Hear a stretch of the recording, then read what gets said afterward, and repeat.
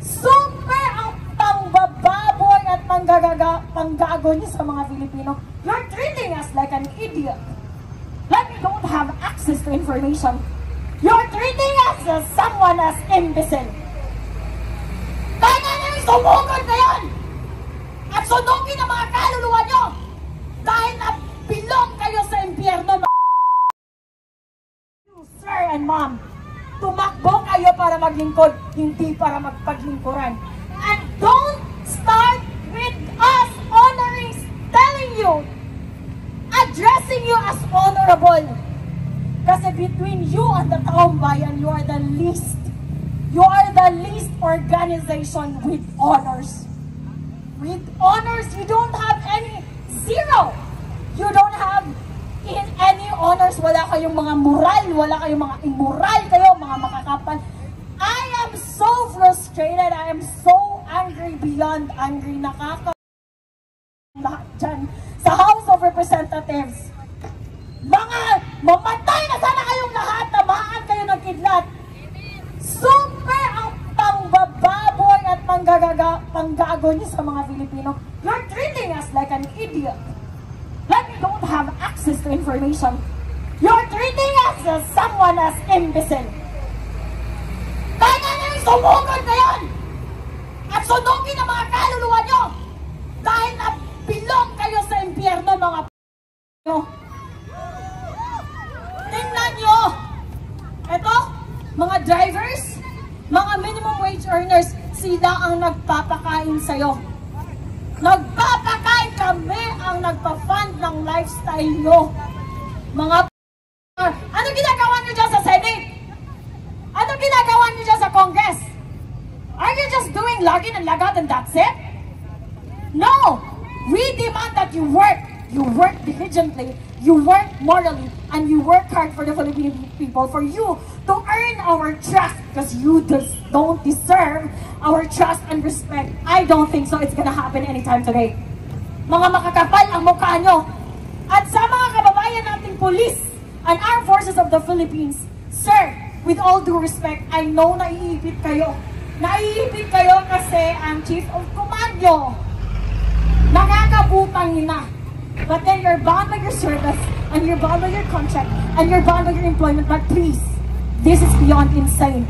This is beyond insane! This is beyond insane! Ang kakapal na mukha nyo, lumabas kayong lahat. Yung mga sasakyan nyo, hindi nyo sasakyan yan. Sasakyan namin yan. Dahil kami ang nagbabayad ng mga sasakyan nyo. Ilang sasakyan ang gusto nyo? Mga nyo, ilang bahay sa Forbes Park ang gusto nyo? Napakahirap namin dahil ninanakaw nyo ang pera na para sa amin. We're not asking for private jets. We're not asking for Balenciaga just like your wife and mistresses. We're not asking for Chanel. We're not asking for abroad, travel abroad, in Europe, in Edinburgh, in Scotland, in Italy, in Paris.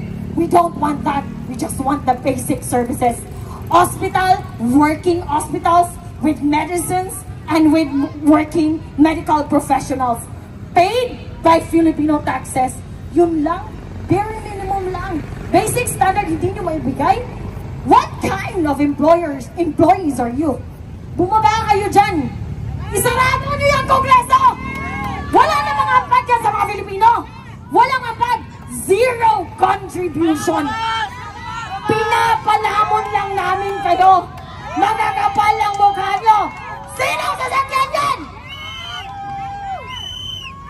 Pinapalamon namin kayo. Wala kayong ambag, wala kayong ginagawa, hindi kayo nagtatrabaho. Nagnanakaw lang kayo. Araw-araw. Yun lang. Yun lang ang ninanakaw nyo. Sino yan ang lumabas sa Kongreso? Yan ba ang aming honorable magnanakaw? Pinapalamunin ka! Kung merong batugan at palamunin, hindi yun ang mga standby. Ang palamunin at batugan ay nasa Kongreso. Mga putang ina ang kakapal ng mukha. Magmi-meeting kayo sa Malacanang, mag-order kayo ng buffet, ng steak, ng caviar, and for what expense? From our hard-earned taxes. Ikaw, sir, you're working hard. Pera mo ang ginagasto nasa Kongreso. Isara nyo yan! Isara nyo ang Kongreso! Walang abad yan sa Pilipino! Putang ina! Harapin nyo kami dito! Harapin nyo mga coward kayo! Mga coward, mga walang bayag! Mga walang bayag! Nagtatago kayo sa inyong mga security! Nagtatago kayo sa House of Congress! That is our hard-earned. That building, we paid for that. Those cars, we paid for that. Maybe even the air you fucking breathe, we paid for that.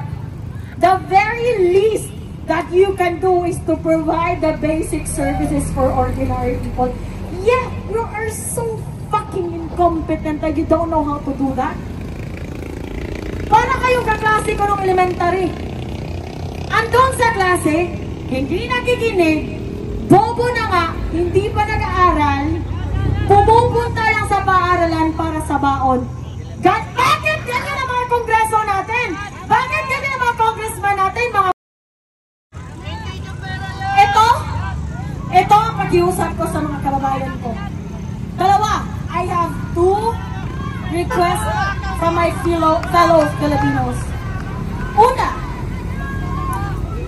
please, let's have a fucking standard when it comes to voting. Tingnan nyo si Lito Lapid. Quiet as a mouse. Tingnan nyo si Risa Ontiveros. Diba? Ang ingay. Nakakarindi. Pero flood control projects, she's quiet as a fucking mouse. Okay? Eto, viral to na video ko. Tito Soto, my God, dear, I'm here. I'm finally here, Tito Soto! I'm here! And I'm gonna say it again. What makes you qualified to become the Senate President? You don't belong there. You belong in Itbulaga. You cannot even create a simple, cohesive, concise introduction.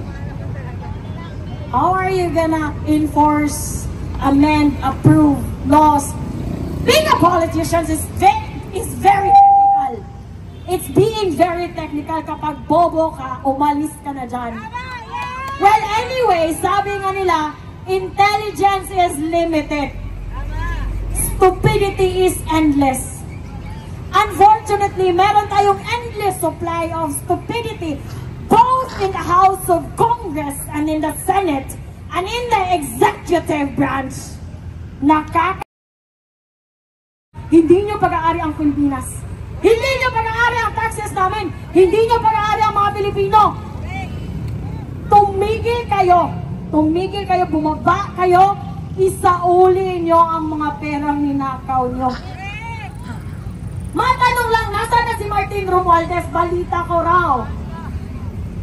He deregistered his private jet. Is that true?